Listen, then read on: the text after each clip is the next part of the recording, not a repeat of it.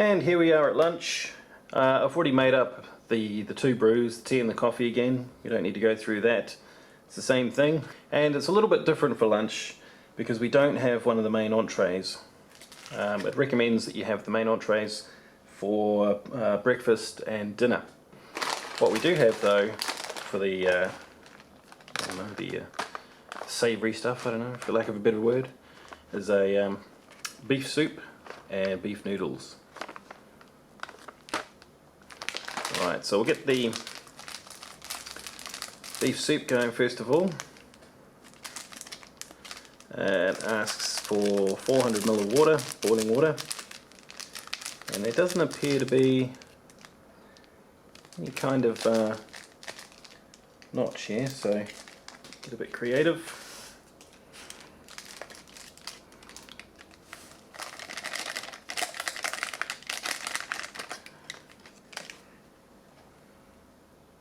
And there we go, it's your pretty plain. It doesn't look like there's really anything of substance in there. So I'll hit it with some water.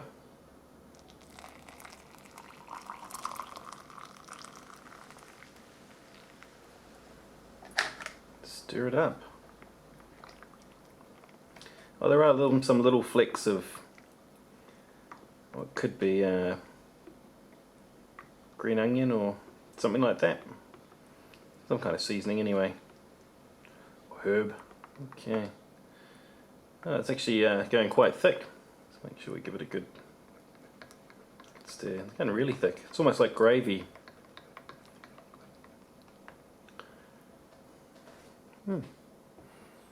Ouch, that's very hot. Spoon smells good.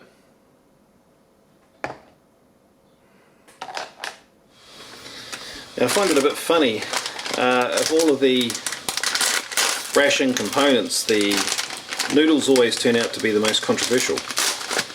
Everybody has their own ways of doing them, and yeah, it can get a bit heated. So what I'm going to do is open myself up for grief, I'm sure.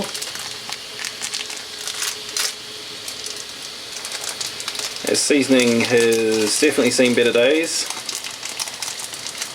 It's kind of wet, sticky. So I'll pop the seasoning in there, and pop the noodles in. And I'm not a big fan of these types of noodles to begin with, so you know, this is just for the review. I understand those in the States call them ramen noodles, probably elsewhere in the world too. Over here in New Zealand we pretty much just call them 2-minute noodles.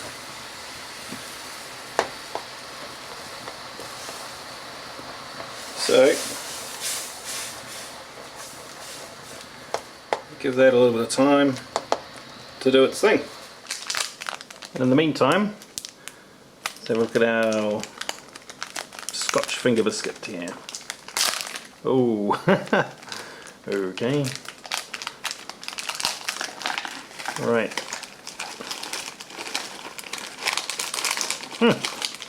Felt much more together when it was in the packet. There we go. It's kind of like a shortbread. Shortbread biscuit.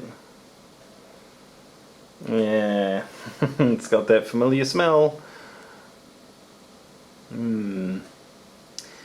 don't know what it is. I used to think it was the packaging, but I don't think it is anymore. I think it's an actual ingredient, and somebody that knows more about food than I should be able to tell me what that is. I've heard mention of maybe the oil. And there we go. So it's a similar story with the chocolate. It's totally gone.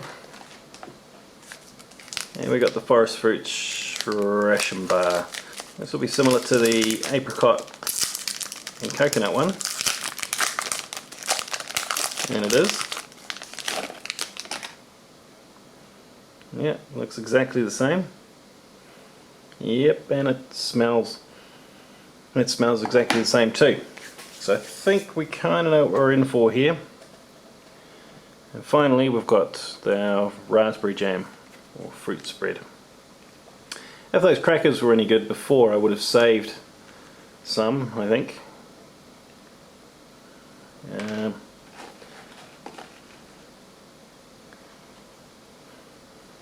Pop some on here.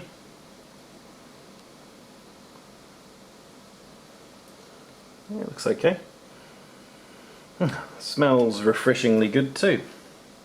Now, believe it or not, but these noodles actually taste, sorry, don't taste, I'm jumping ahead here, they smell the same as the other two things. And when I say that they smell like that, I mean they smell peculiar like the other two things. So whatever it is that goes funny must be common to all of these ingredients. Okay. Alright, so first of all, I'm going to have another sniff of these noodles. Okay, yep, they don't smell good at all. I'll try a little bit.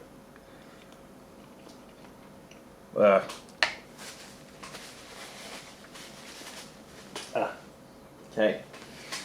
Oh god, sorry to say guys, but yeah, they're gone burgers.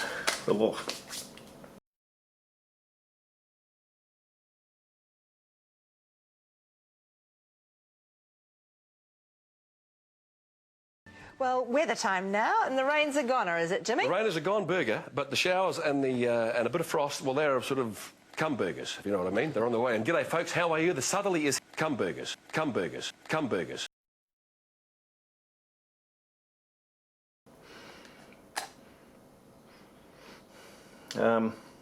We already know what that's going to taste like. It's going to be the same thing. It's past it. It's quite a struggle to actually eat, so otherwise I would jump straight in there. Let's go for some of these shortbread biscuits. No. See if the jam helps out. The jam does help. Not enough to mask the old aftertaste though, so cheers. The good old tea and coffee, it never fails. We already know what the chocolate tastes like from breakfast. Let's try some of this soup. Of course, you could have mixed the soup quite easily with the noodles, and that may be what the go is.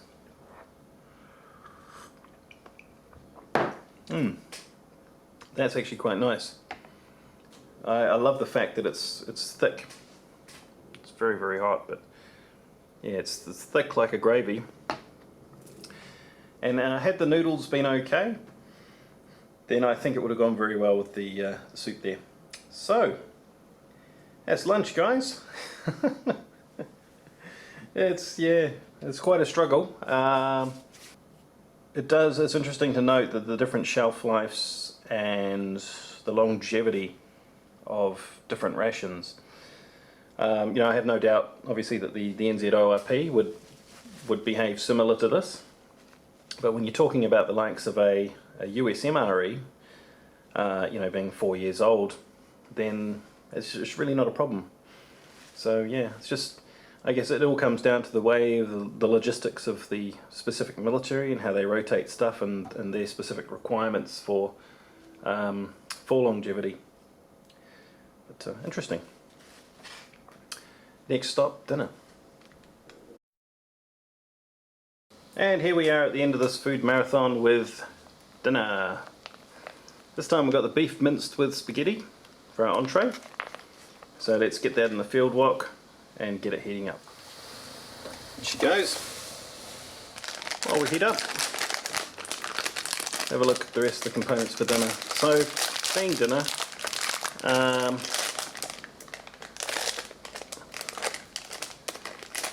Wouldn't really want a huge meal, or full of sweets, he says, as he opens, what do they call these? The candy chocolates? Wow. Okay, so they are M&M type deals, but they're pretty far gone. I would hazard a guess that this particular ration has been exposed to some pretty harsh Aussie summers. There's a chocolate drink, 250 mils of hot water.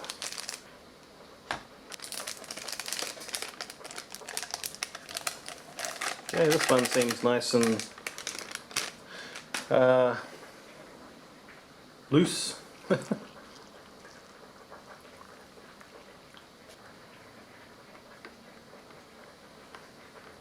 good stir up. Looks very similar to the beef soup from lunch.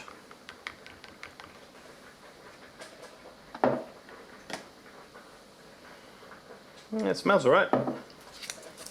Here we got another ration bar, which have not fared too well so far, I have to say.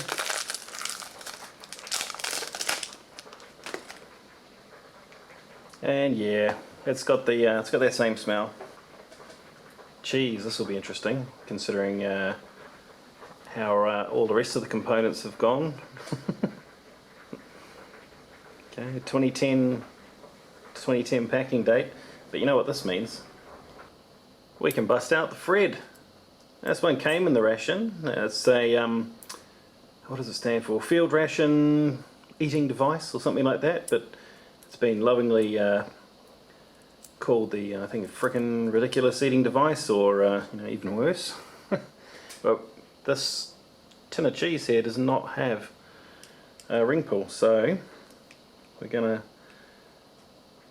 christen the old Fred, which works exactly the same as a P38. Just kind of walk it around and have a bit of patience. Build up the appetite. Let's get a quick preview smell. It's smelling cheesy, that's for sure. But I'm not sure what else cheese smells like actually when it goes bad. I think it's does it just smell more cheesy? I think so. Oh gosh, okay, nearly there.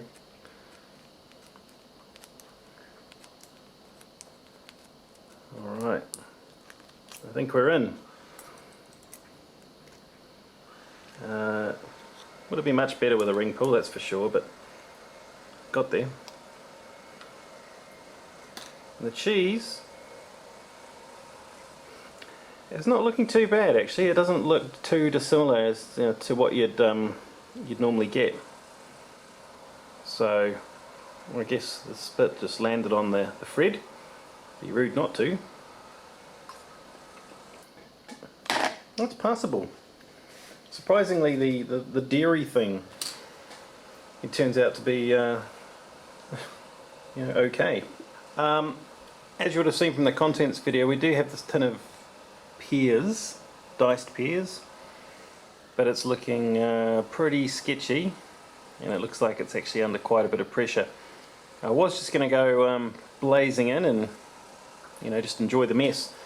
But I did do a little bit more research, and I was quite embarrassed to find out that I didn't know this, that that could be a sign, if it's under pressure, of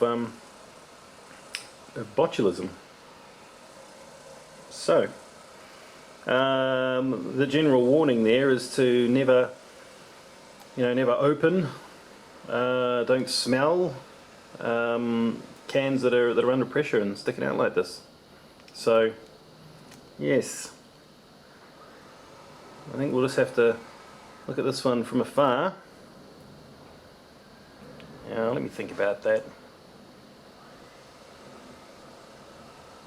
Now I'm just gonna holding it with a can opener here, just in this bag, and I just want to get an idea if it is under pressure or not. We'll just crack it and see if we get some kind of escape.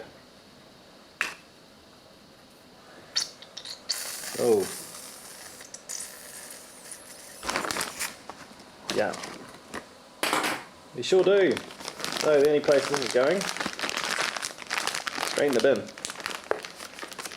Woohoo! And that can opener is getting washed. Meanwhile, our entree, beef mince with spaghetti, has been heating up, and yeah, smells interesting. It actually looks a lot like the chili con carne colour-wise. I wouldn't be surprised if it's actually the same basic sauce. It looks very, very similar, and it would save a bit of money, I guess. So first up, let's try a couple of these candy M&M type chocolates. They've the outer candy is split.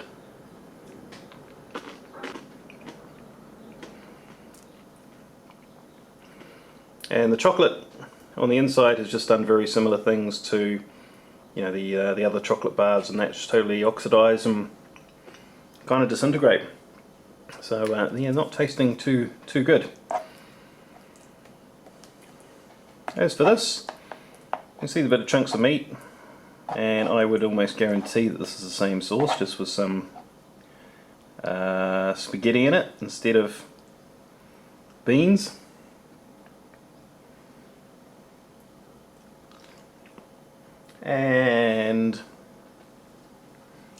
And there's, yeah,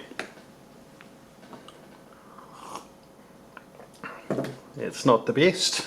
I'll try the hot chocolate. Ooh, that hit the spot.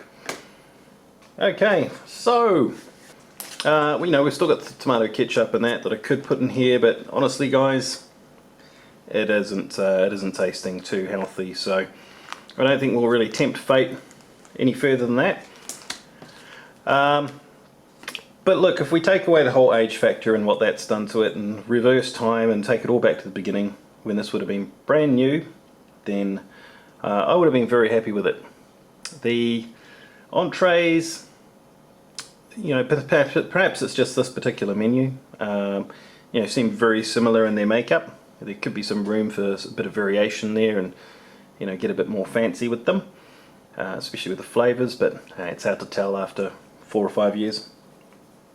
But all in all, for breakfast, lunch and dinner for a 24-hour ration, I'm quite impressed with the CR1M.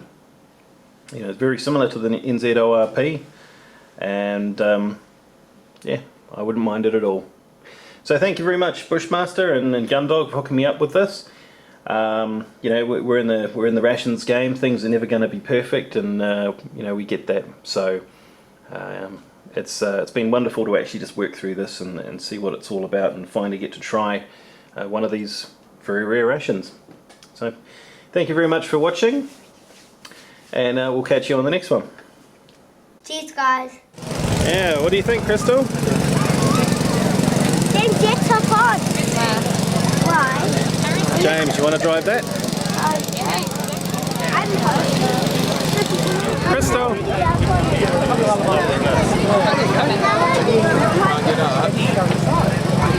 James, you want to get up? Climb on up.